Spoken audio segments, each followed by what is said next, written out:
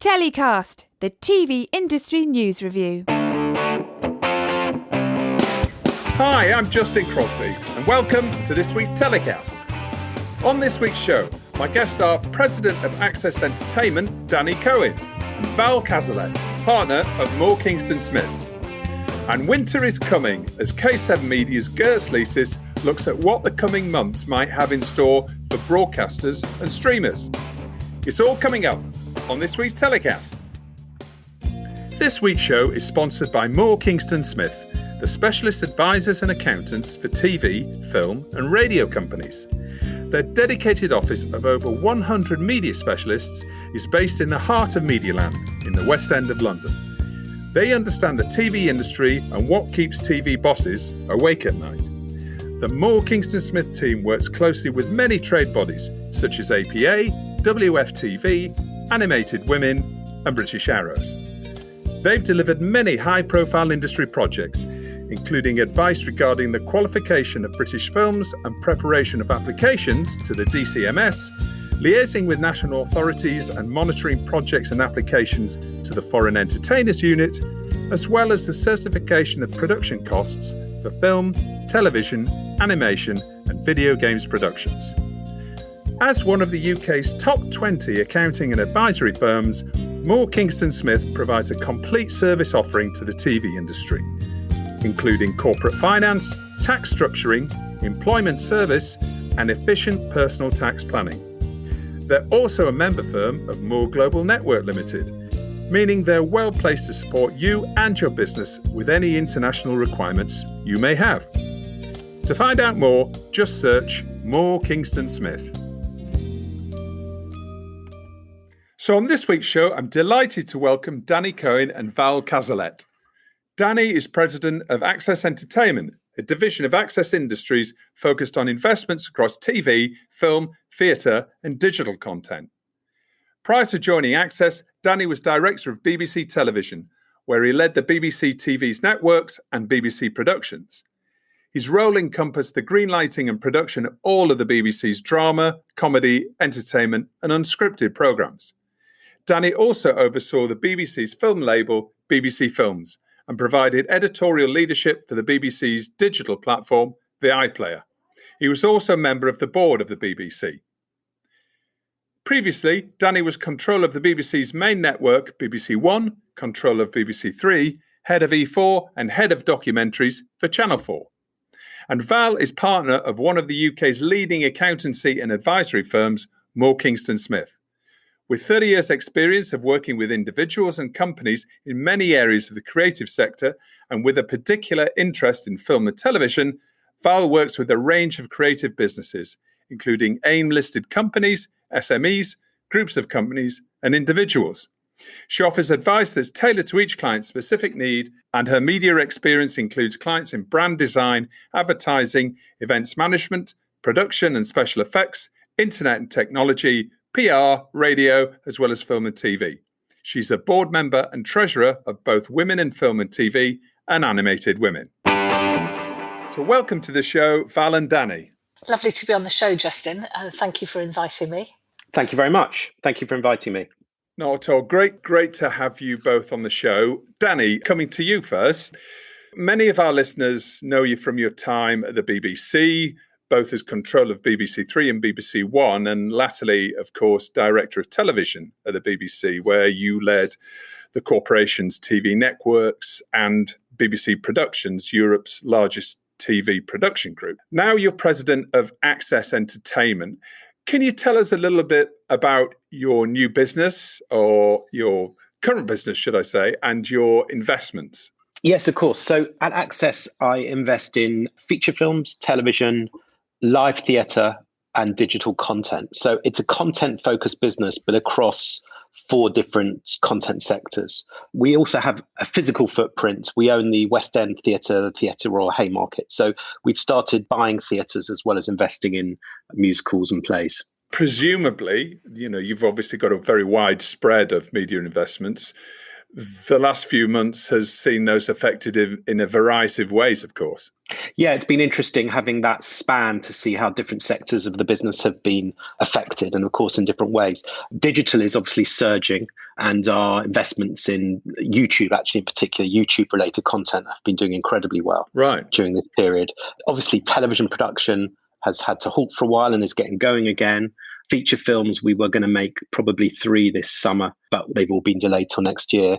And our theatre, the Haymarket, has been closed since March. So that's problematic, obviously, because you're just waiting for that to open and there's no real clarity about when that might be.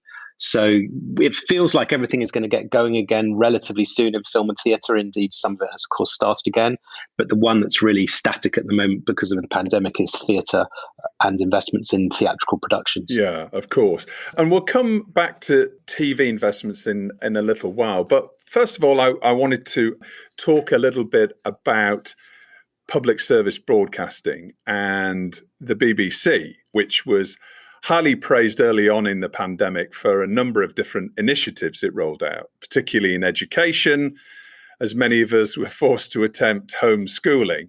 And this was followed a period of speculation about the corporation's future under the then new Tory government. What do you think a public service broadcaster's role in a pandemic should be? Well, the primary one is to speak the truth and to speak truth to power where it's needed and to present factual information as clearly and effectively as possible. So I think in a pandemic, the news and current affairs of the BBC is front and centre of what it needs to do, as often it is.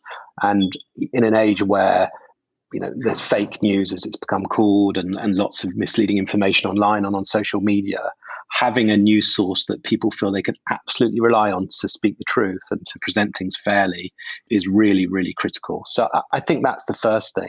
But of course, the BBC's always been there to do more than one thing, and it's been there to educate and entertain as well as inform. And I think entertaining people during this period is pretty important, that people's physical health is at risk, but also I think their mental health and their happiness during all of this.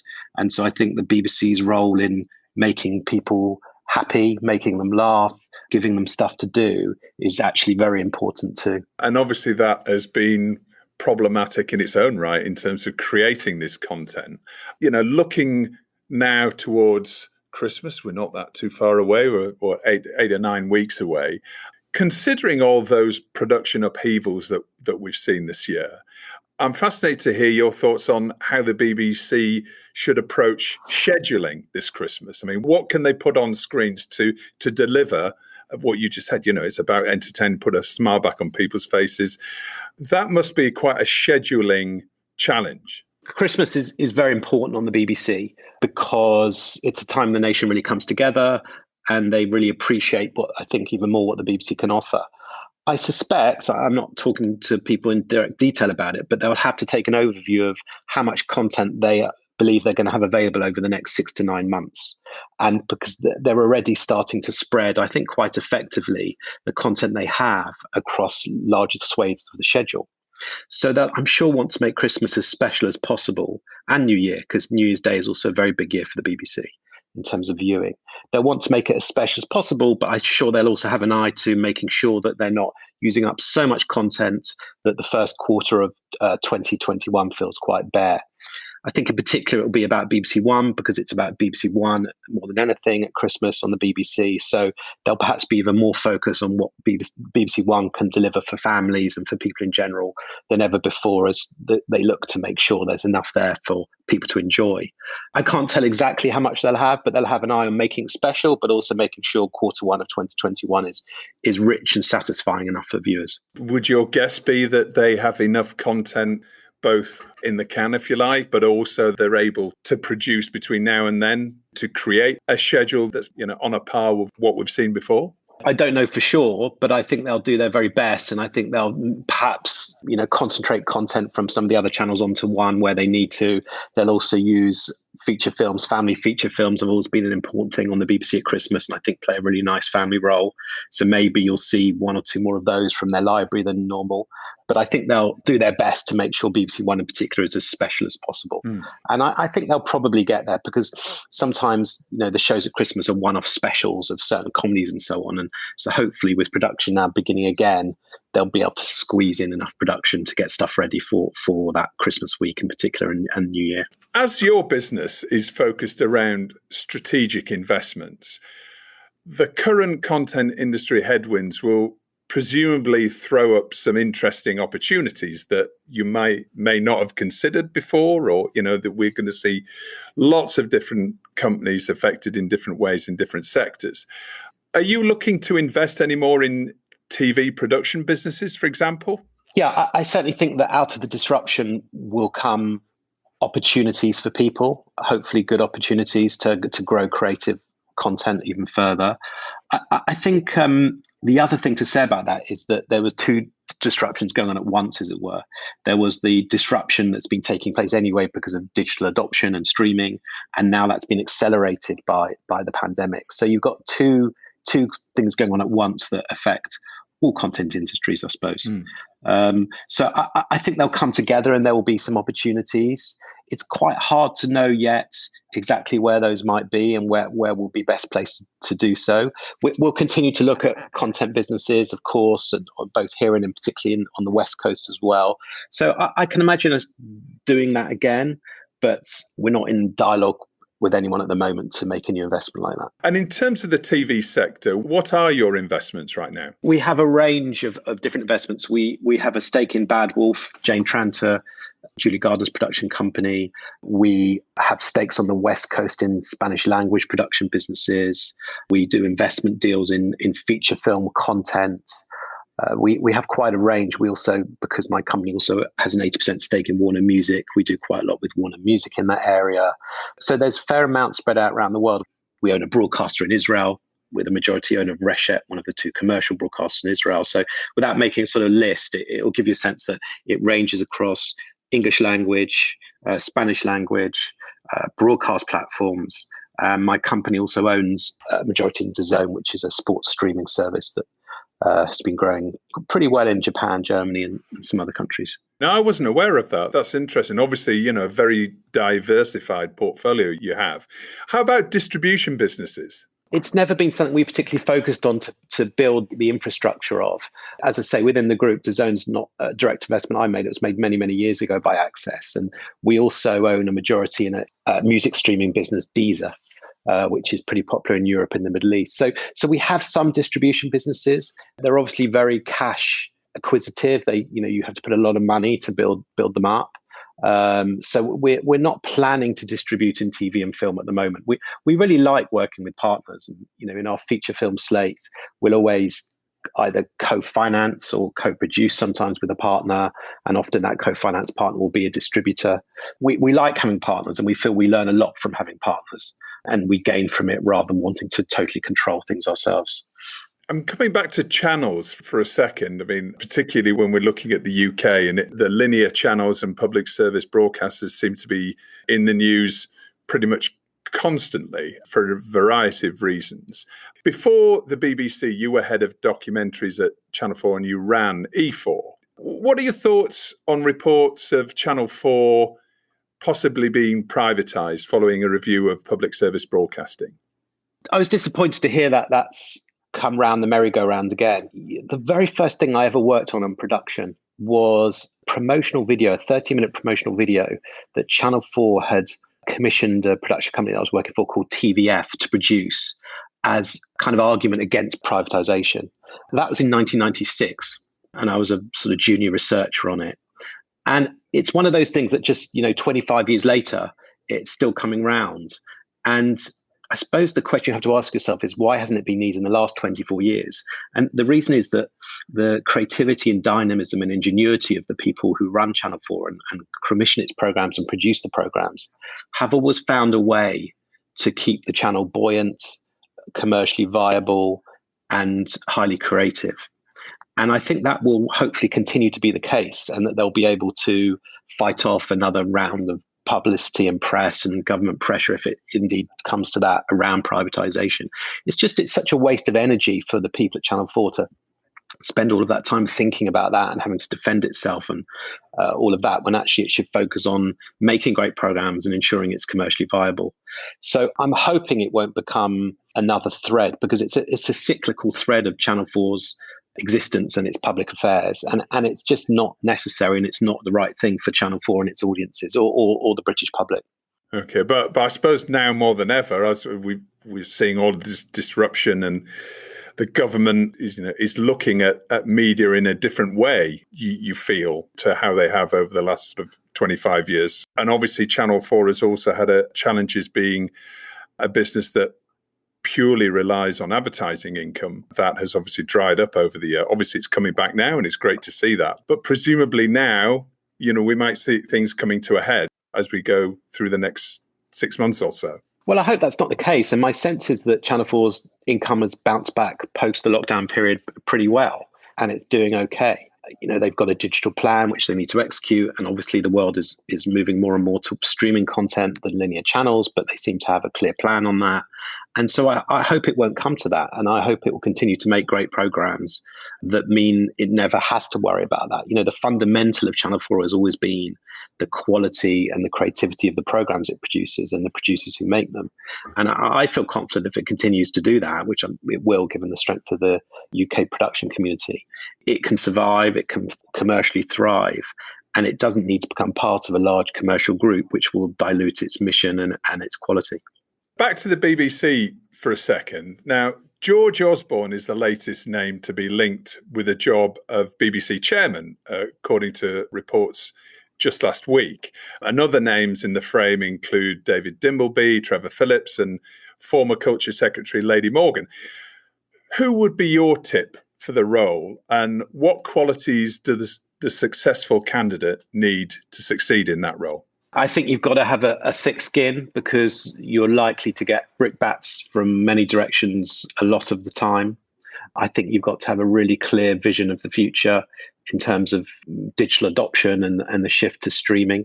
I think you've got to be a really good people person, because you've got to, take people with you and inspire you. In terms of who that person might be, I must admit, I'm afraid I don't really have a tip as a person. It'd be nice to have some diversity right at the top of the organization.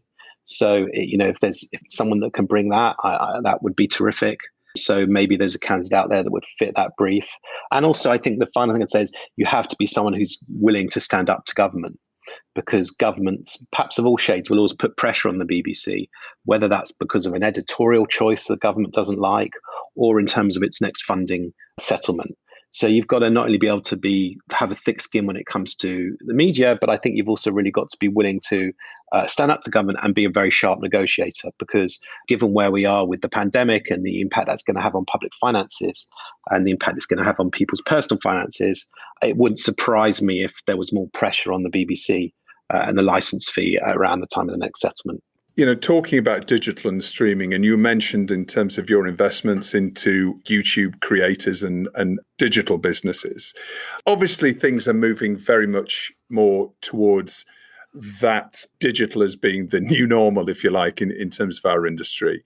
What would be your predictions for TV over the next few months? Obviously, we're going into what some people predict is going to be quite a tough winter for businesses right across the UK, let alone TV businesses. But what would be your predictions for the industry? What change are we going to see? I think the thing that I feel is that there's going to be a really, really extraordinary and pretty wonderful surge of creativity in the next 12 to 24 months when we get the worst of this pandemic behind us, because a lot of amazing people and creative people have not been in production, and they've spent time developing new work, developing new ideas, writing new scripts. And, this is true of theatre and film as well as television.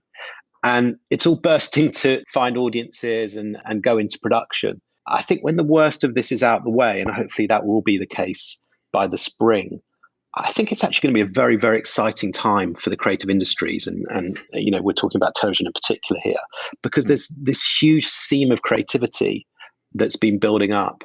that people have been sitting at home preparing. And that's going to be unleashed in a way which I think is going to be pretty wonderful once we get to the other side of this. Let's keep our fingers crossed for that. I mean, it's been an extraordinary time of, months not being able to produce. And as we talked about earlier on, channels having, severe impact on their incomes. Let's just hope that it's a little bit like the champagne bottle being shaken up over these months, and next year's the time when the cork's going to come off.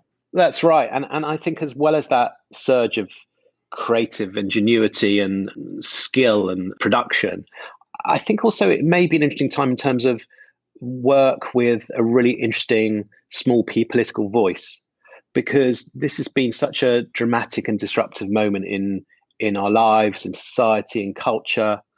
And that often leads writers to say very interesting things about the world and to interpret the world in new ways and to challenge traditional ways of thinking and the way people tend to perceive the world. So I'm hopeful not only that there'll be this terrific surge of creativity unleashed when all of this development can be commissioned and reach production, but also new, existing and fresh voices will also say some different things about the world, because certainly this period has made us all stop and think about life and about society. That's certainly something to look forward to. Val, coming to you, welcome to the show. We've spoken to many business leaders in TV during the pandemic, producers, broadcasters, streamers, distributors. And when I've asked them how business has been going over the past 6 months, we've had, as you might imagine, a variety of responses, perhaps some more realistic than others. But this is the first time we've had a partner at a leading industry accountancy business on the show. So you're ideally placed to tell us, how has the pandemic been affecting the TV business? We act for clients across, many of the sectors of TV and film.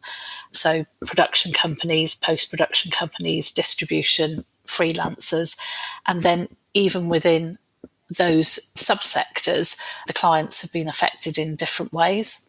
So, for example, documentary producers, some of those have been pretty much able to carry on filming throughout, taking all the necessary measures, depending on what kind of documentaries they make.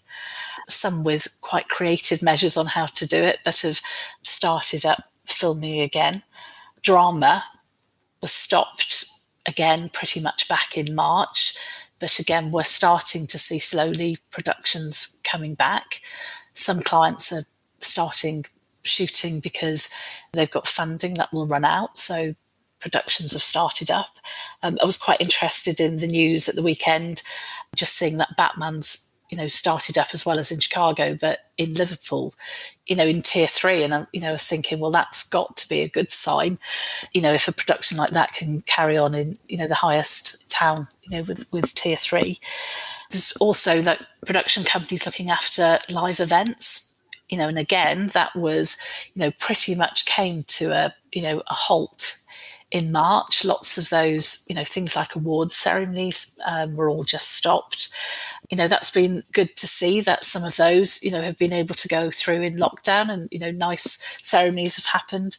Rather than events being cancelled, it's that they've now just been delayed through to the next year.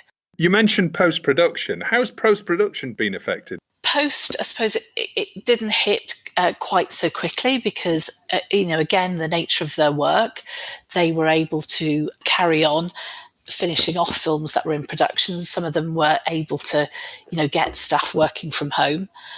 They will see more of a hit coming up in the next few months where some of the production work has dried up. Going on then, say to distribution, some of those clients, have got much increased demand. Some of the shows, that they hadn't previously been able to sell, people have taken those up now. All these streaming platforms and networks, they're looking for fresh content. And as you say, they'll probably be in a position to take on shows that they might not have taken in usual circumstances. We act for, a lot of advertising companies as well. Again, they stopped back in March, but they came back a bit quicker. I wouldn't say things are back to normal with those, but, they're probably up to about, if we had to estimate, maybe about 70% of what they would normally do. I suppose the other area where with freelancers, they're the people who've probably been most badly affected, with the notable exception of people working in animation or VFX, who've been able to do that from home.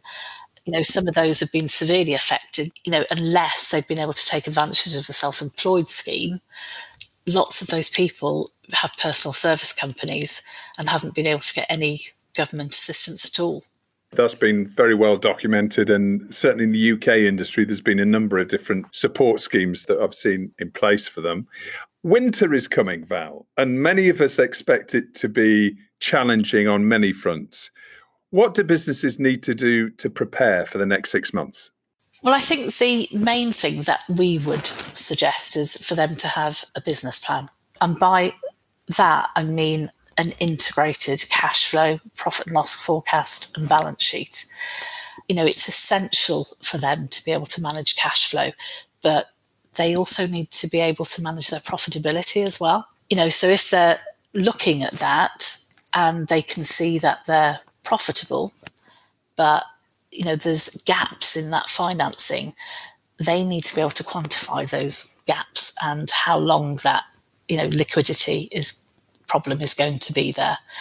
It may be they can go to their investors and get more money if they've got those gaps.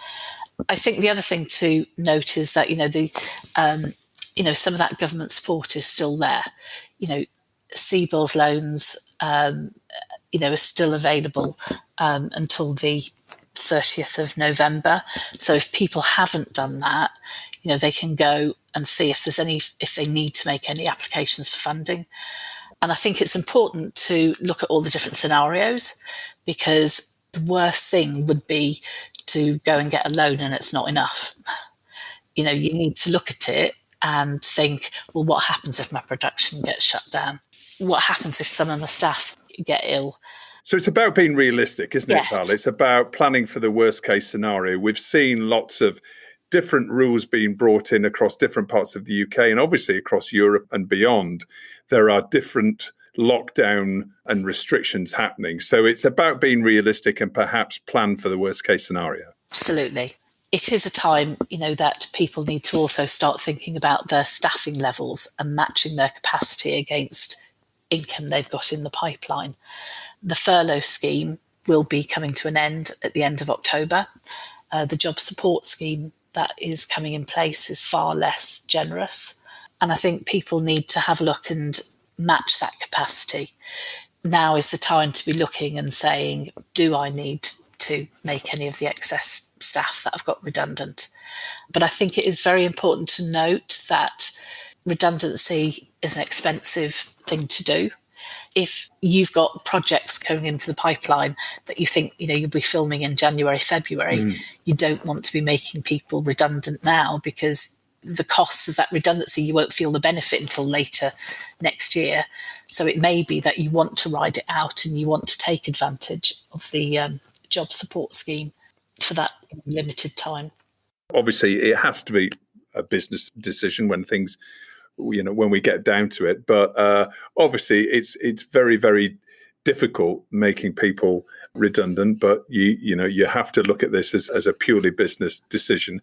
What are the other options available to people rather than pure redundancy? Are there different ways that producers, for example, can look at ways to maintain relationships with staff without actually cutting them out of the business completely? Yeah, I mean, if people are engaged with their staff and they're open and honest with them, we found there's a real acceptance of people understanding the situation and taking pay cuts.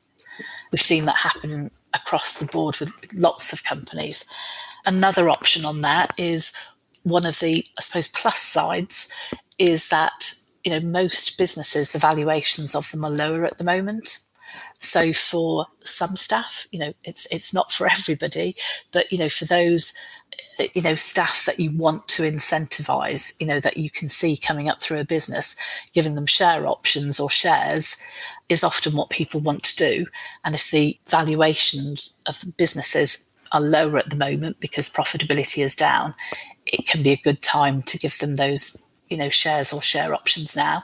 Now, Val, you've also got clients in other sectors. Are there any trends you're seeing that might point to changes we might see coming through the TV industry, like mergers and acquisitions, for example? Back in March, I think activity literally just stopped. I think at the moment there are companies who would like to buy. They're looking for a good investment. They're looking for companies where they may be able to get, buy companies on a reduced valuation. Those people are out there. What there is, I think, is a lack of people wanting to sell at this moment. And I think that's probably because the government furlough scheme has been quite good, that people have been able to keep their staff on. Over the next few months, through winter, beginning of next year, that maybe people will look to see if they want to sell and be acquired by another company. And those acquirers might be private equity firms or, other businesses where, they went into the pandemic with a strong cash flow, strong balance sheet, and it's still, they've still got the resources there to take on companies. And now it's time for Story of the Week, where my guests get to highlight the key news stories that's caught their eye in the trade press this week. Danny, what's your story of the week? Well, it's been interesting to see this news about a restructure at ITV. So that's the one I would pick for this week. Big story when it comes to not only the domestic UK TV landscape, but internationally as well. And this is the news that the company is restructuring to establish a media and entertainment division that will house a dedicated on-demand business unit alongside its traditional broadcast counterpart. And, this is obviously the focus much more of the business towards streaming and, this digitization of a traditionally linear broadcaster. We've talked about the move to digital, Danny. I mean, was this inevitable, do you think? Well, I think all major content and distribution businesses must be looking at this and are doing it in different, but perhaps ways that echo each other. We've actually just seen in the US in the last 4 weeks, NBC Universal, the Comcast business has restructured, Disney has restructured, Warner Brothers has restructured, and all of those restructures in varying ways put a greater emphasis on digital content and streaming. And all of them in different ways make it clear that streaming is a real emphasis of the business, but also that decisions on where content will go will be made differently. So companies that have both linear channels and streaming platforms will begin to make decisions differently depending on what their options are. If you're Disney, you've obviously got Disney Plus, and there's also Hulu there, and so on. So I think you're seeing there with ITV part of a wider pattern, with the emphasis moving not just in terms of where audiences are going, but the structures of some pretty big organizations beginning to shift over at the same time to be run like that. And actually, in some cases, with people at the top of those organizations, like Jason Kilar at Warner Brothers and that business, the AT&T business, who come from a streaming background. His background was obviously running Hulu. So it's really interesting to see. And it will be very interesting to see now how they distribute their content, where they choose to prioritize content, both for television, but actually, for movies as well. We've seen over the last few months, a number of movies due to the pandemic go straight to streaming platforms. Yeah. It may be in the future that we'll see more of that, maybe with shorter cinema windows, and then the movies moving to streaming platforms earlier, or even a continuation of this pattern where you get a premium VOD window where families can watch new movies at home for £30, $40 instead of watching it in the cinema.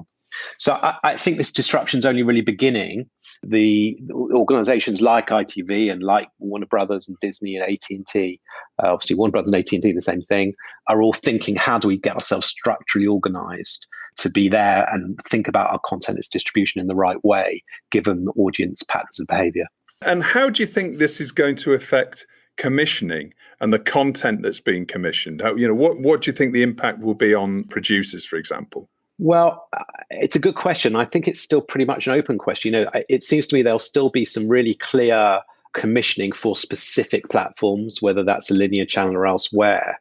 But there also may begin to be instances where one of these companies greenlights something, doesn't decide until later in the process what's the optimum place for that content to be initially distributed.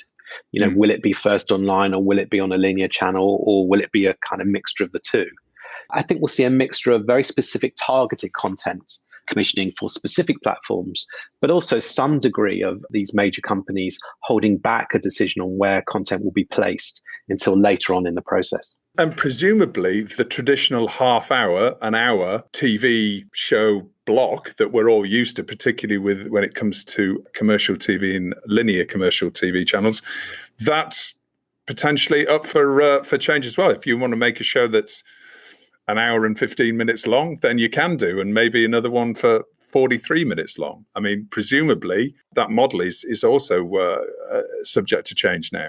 Yeah, it's going to be a mixed ecology, isn't it? And I think that's been the case for some time, that you've got content that's going straight onto streaming platforms or VOD services that's different lengths, and producers can make different episodes of the same series at different lengths.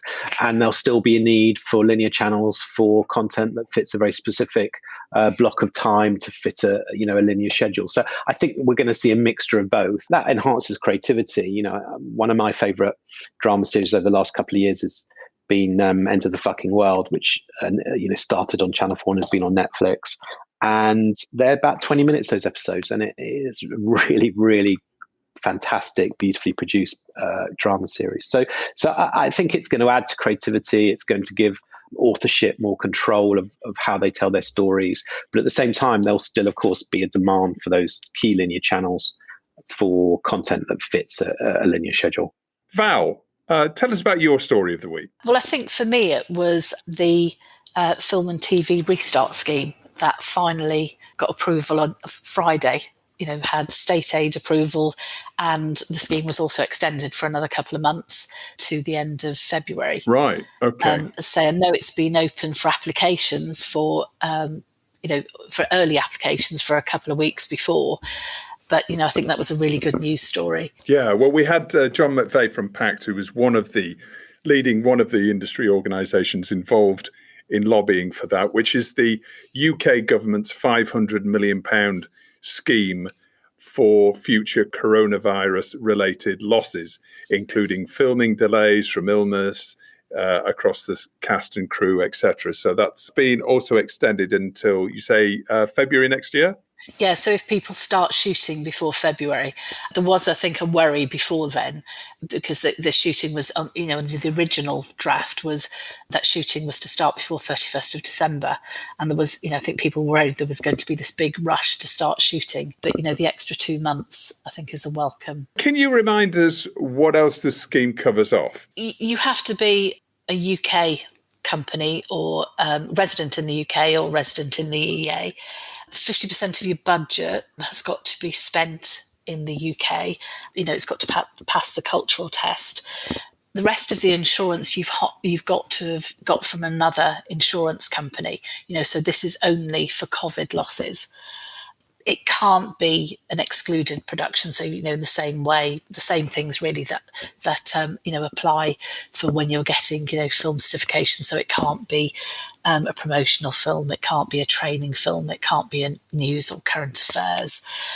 So long as it qualifies for all of those criteria, if you pay the fee, which is 1% of the production budget, you are entitled to a maximum of 20% of the budget caused by COVID delays.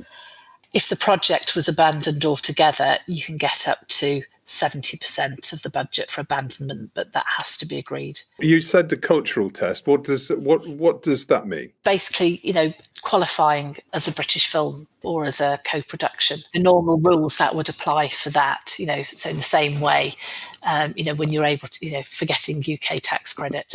Okay. All right. Interesting. And now it's time for my guests to nominate their hero of the week and who or what they want to tell to get in the bin. Val, who's your hero of the week? I don't have one hero, Justin. I would like to put my heroes of the week as being all of the CEOs, and people who run all of those trade organisation and membership organisations. Saying that, I suppose it particularly came to my mind because of the film and TV restart scheme, which I know John McVeigh from PACT has been, at the forefront of lobbying for that. But all of the CEOs of the trade organisations, have done tremendous work over this period. the likes of Steve Davis from the APA, been really supporting members.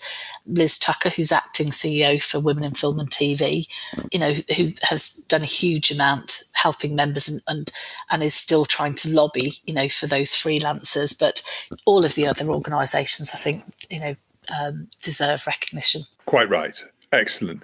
And Val, what's going in your bin? In the bin, I wanted to put an article that was in The Observer on Sunday, which, to be honest, was an article that basically just sensationalised a nothing story about tax credits. It was questioning whether, the James Bond franchise, I think we'd all recognise that as being a British film, culturally British. Doesn't get much more British than James Bond, does it? Yes, whether that, should, because it's such a profitable franchise, should have been able to access those tax credits, when lots of people in the industry, are suffering at the moment and, freelancers are suffering. But the whole point of the tax credit scheme was to make sure, that, films such as those were filmed in the UK. Yeah. They bring a huge amount of investment to the UK. And if the tax credit is large, it's because there's been a lot of spend in the UK. So I know there were lots of other things in that article as well, but I just thought it could easily, lead people to wrong conclusions on it. That was all. We'll share the link to that in the episode description. But it did seem a little bit of an unfair slant on what is obviously a very well-known franchise, one of the biggest franchises in film, created in the UK. A lot of it is filmed in the UK and produced, and post-production happens in the UK. So it seems to me that's a quite right and proper use of whatever funding resources there are out there. Danny, who's your hero of the week? Can I mention two? Of course. Yeah, go for it. My first would be Bill Gates, because, I've admired him for a huge amount of time, a man who truly changed the world in the first half of his career and is now dedicated to improving and enhancing the quality of people's lives and their health in the second half by giving so much of his money away. But at this particular moment in time, I feel like he's the person I listen to most on the pandemic and the person I trust most, because he's so sharp, he's so very, very bright, and he has great insight and experience of the vaccine world, given all the work Bill and Melinda Gates Foundation have done on polio and the vaccines for polio. So I think he's a hero and someone that I would trust now more than ever.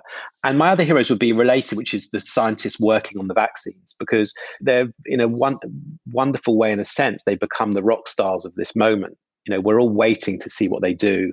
We're all waiting to see whether they can produce a vaccine which can help get our lives back to normal. So those would be my two heroes. We've been told all the way through this, it's not going to be for a year, 2 years until the vaccine comes.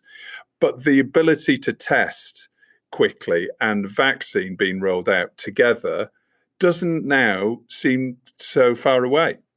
I hope that's right. And there's a whole range of companies, AstraZeneca with the Oxford vaccine, Pfizer, Moderna, many more, all working on vaccines, some of which work differently from others, which is a good thing in terms of trying lots of different things. So I hope that's the case. And I hope by then people will be, taking the vaccine and as I say, life will get a bit more back to normal. It will still take time from what I read. I'm absolutely no expert on it to vaccinate enough people. So it seems to me still the quality we all need, whether it's in the television industry or more broadly, is patience and resilience through the next few months. Those are the two things we need most: patience and resilience, particularly through the winter. But I agree, it's the vaccines are the light at the end of the tunnel, and I think that makes these scientists who are clearly working incredibly hard to get these things through the testing, the safety, and the testing on efficacy. They're the heroes of the age. Absolutely, and as you say, the rock stars of their time, and that's hopefully they're all going to be rewarded in due course for that. Yeah. And who or what are you telling to get in the bin, Danny? I'm a Liverpool fan, and quite obsessively so. And it was not a good weekend for Liverpool. For those who don't follow football, we had our really, really key player injured in the game, and it wasn't properly dealt with by the referee. And then there was one of those ridiculous VAR offside decisions, which meant that Liverpool's injury time winner was cancelled out. So VAR's in the bin for me. Right. I've been quite open to it, and I actually, when it was first trialled during the World Cup a couple of years ago at least, I thought it worked incredibly well. And I'm still really bewildered at how badly it seems to be being implemented in England. Yeah. It just seems odd that they just seem so bad at it, that they make such poor decisions. It's the talking point as much as the game itself. I mean, you can almost guarantee there's going to be some sort of controversy. I mean, do you think it's impacting on the televisual viewing experience of football? I mean, when it's done well, I don't think it's a problem. And actually, it can add drama. I remember in that World Cup, the referees were using the screens on the side of the pitch much more regularly, and it was really effective. And it's one of the things that is a mystery to me in terms of the way that VAR is being used in the Premier League, that referees so rarely go over to the screen. Because I can't believe, for example, with that tackle on Virgil van Dijk, which has left him with such a serious injury, that if the referee had gone over to the screen, there would have been a different outcome. I just don't understand that. So I think it's maybe it's not VAR, but it's the implementation of VAR in the Premier League that's the real villain here, because it just does not seem to be being implemented in a really effective and competent way. Well, Val and Danny, thank you so much for coming on this week's show. I've really enjoyed having you on and hearing about all the different investments and changes that are going on from a financial perspective in the industry. So thanks again for coming on, and see you in person very soon. Thanks for having me on the show. Thanks very much. Thanks for having me on. And now it's time to head over to the cold plains of Riga to catch up with Girts. Licis, Girts, how are you doing? Hi, Justin. You have those stereotypes. It's not that bad. Really? I have this vision of the Russian steppes or some sort of... It's not in Siberia. It's by the Baltic Sea. Yes. No, I know. My geography is terrible, obviously. But we're talking about winter is coming, aren't we? We are, yeah. And it is coming, probably, yeah. But I think you have noticed that I am always trying to look at opportunities first, right? Always look on the bright side of life. Yeah. So, the good news is I think that particularly with all the pandemic's limiting measures in place again, people will be hungry to watch telly and to watch online. I think we can expect high numbers there in the same way as we have seen last spring during the first wave. It does open up opportunities, like I said, for broadcasters and for platforms, as long as they can still find enough new shows in their pipeline or possess a strong, big volume library. So this is where the strength of bigger players currently lie. Those broadcasters which are running an extensive international production business network with some effort could probably be more creative, at least to some extent, in finding ways to keep the productions moving, depending on the epidemiological situation in their different territories. Now, it's also the time for those studio streamers to shine, which believed in pulling back their IP from the third-party platforms. Co-productions with third parties is obviously one of the areas hit the hardest, and according to various analysts, can take up to 5 years to fully recover to pre-COVID levels. But I think there is a chance for innovative forms of co-productions, whether it's in neighboring country bubbles or common language bubbles, and could apply to various stages of productions. Yes, we are going to see less variety of on-location shoots and less extras involved, but at least to some extent it will boost other areas of production, like evolving usage of CGIs, for instance. And because different parties are still going to look for ways to accumulate co-financing and sharing the risks, I think we are just going to see new models of co-productions. Possibly we are going to see development models changing as well as the existing model used, particularly by many traditional broadcasters, which love to get heavily involved in development, can turn out to be just too resource consuming compared to the somewhat lighter approach by many streamers. So I think on the business side, this winter will continue to be a big testing ground, learning how we are all going to work for the years to come. Now, different analysts have been pointing out that the viewing peak that we experienced in the spring might now be over. The total viewing has been flattening out recently, true, but it needs to be considered that during the summer lockdown, measures were eased and people were able to increasingly turn to other activities. I think the current signs suggest the viewing habits of the past spring may return this winter again. Family or household viewing trend will continue. Most likely, it will even experience a further growth. I believe there is a good reason why Netflix had been quite vocal recently about looking into family entertainment as well. But we also have to consider that nothing is standing still. Things are constantly changing, evolving. And in the same way as we know more about the virus now than we did 6 months ago, I think we can expect viewers to become more picky, more demanding, and also more tech savvy, if you wish, to find exactly what they want and where and when they want. Therefore, it will become more difficult for channels and platforms to retain their loyal audiences without enough new shows or some kind of other innovative tricks how they could maybe compensate any lack of fresh offering. One example, last week there were some data posted from research pointing out that even something like voice control devices may affect content consumption, claiming that those using such devices are on average happier with their experience, as it considerably improves their path to a suitable choice, while the other states want browsing through thousands of hours of options before finally admitting there was nothing to watch. Yes. I have that all the time. I have to say, with my family, obviously we've got all the terrestrial channels, Netflix, Disney Plus, Amazon Prime, Sky, almost everything when it comes to subs. And we sit down and try and watch a movie together, a family movie, and we never agree. I know. Well, obviously, in most cases, such statement is an exaggeration, but it's human to find a scapegoat to make feel better themselves, right? But I'm also a bit skeptical about such research, though, if I'm honest, because as everything else, this should be analyzed in context. And my inner voice control says that curious, active, and more entrepreneurial people are usually more positive and thus may just provide more affirmative answers in general. Now, returning to the tricks and twists, the current situation does actually give streamers another competitive advantage over linear broadcasters, and that's because, unlike the later, streamers are not bound to schedules.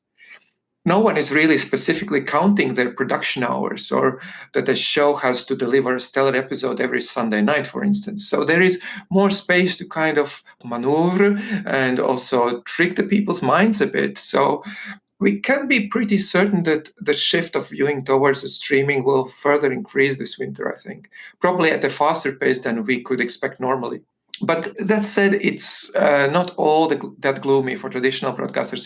As long as they realize the power of the BVOD or broadcast video on demand and do not continue to position their own online platforms as some kind of suffix or blind gut to their scheduled channels, as we can see that with UK's ITV, for instance, that there was a full ahead given recently by the management to AVOD originals specifically and also for international co-productions, something that in some regions like the Nordics, for example, is a norm already for a few years. So do we think we're going to see a change in viewers' tastes this winter?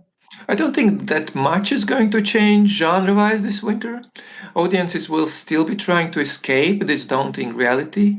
But again, I want to stress that we are all very different, and what's escapism for someone is just boring for someone else. So yes, the family-friendly, light-hearted, fun shows will prevail, but there will always be audience also for horror, monsters, and sci-fi, because believe it or not, there are people who may see it as escapism for themselves, if not for any other reason than just for assuring that actually things are not as bad after all. It's enough to look at the screen and you see that things could actually get so much worse. And thanks God, these monsters and zombies are not coming at us in the real world. And also, post 2020, we are going to start seeing more diversity on and also off screen, of course. We have been talking about it for years, but this year and Black Lives Matter have given it a real push. And in broader sense, not just about talking about ethnicity. And we are also likely to see more fresh unscripted programming this winter than drama series, since the development and production cycle of factual and also most of entertainment is considerably shorter than for scripts. And adding to that, the financial strains experienced by many broadcasters this year due to decline in advertising, I would expect that's one direction in which many commissioners and also distributors must have been focusing on more than before, when everybody seemed carried away with, not losing out on their momentum while the golden age of scripted lasts. And finally, advertising dollars will start, and I think they are already starting to flow back into the industry. While the households will still have to make tough cost-cutting decisions, brands will need to start spending again, as every crisis is also an opportunity. Like I like to stress again and again, many businesses will try to use this time, particularly now while the viewing numbers are going to stay higher than in normal circumstances. And to reach their audiences, brands will try to increase their market, and for that they need to be seen and heard. And even those that might be still bleeding financially eventually will have to make a decision to invest in their brand marketing as a priority, since otherwise they would just risk to lose out to competition. As historically, there are many examples showing that some of the biggest brands we know today have emerged actually during a crisis. And I'm stressing this now because I think that creators and distributors alike should get prepared to take this money when such momentum arrives. As one thing that's very different is now that this time the brands will be looking to invest in much, much smarter, calculated ways than before, looking for projects and platforms that can actually deliver on reaching specific audience groups and bringing measurable returns. Yeah, much smarter advertising is really going to come through. And it's interesting, isn't it? Because, I wonder whether you're talking about there's going to be higher audiences, both for streamers, but presumably this winter for, getting back to maybe those spring levels of audiences, but also we'll have advertisers as well. So, it may become a bit of a boom time for broadcasters. Yes, let's keep fingers crossed. It could really help to recover many of them. That would be very interesting. Maybe we can have a look at that after Christmas and get an idea of how those numbers are stacking up. But Girts, wrap up warm and enjoy the rest of your day. Thank you for joining us again, and I'll speak to you very soon. Thank you. Take care. Well, that's about it for this week's show. Thanks as always for listening. Please remember to rate and subscribe to the show and share it with friends and colleagues. And we've just set up a new networking group for listeners to TellyCast called TellyCast Community. It's a place to discuss the TV industry issues raised in the show, and we'd also love to hear your suggestions for future show topics and guests. Just search TellyCast Community in the group section on LinkedIn, and we'll see you there. This week's TellyCast was sponsored by Moore Kingston Smith. And if you want to hear more about our advertising and sponsorship packages, please email justin@boomdialogue.com. That's justin@boomdialogue.com. TellyCast was edited by Ian Chambers. Until next week, as always, stay safe.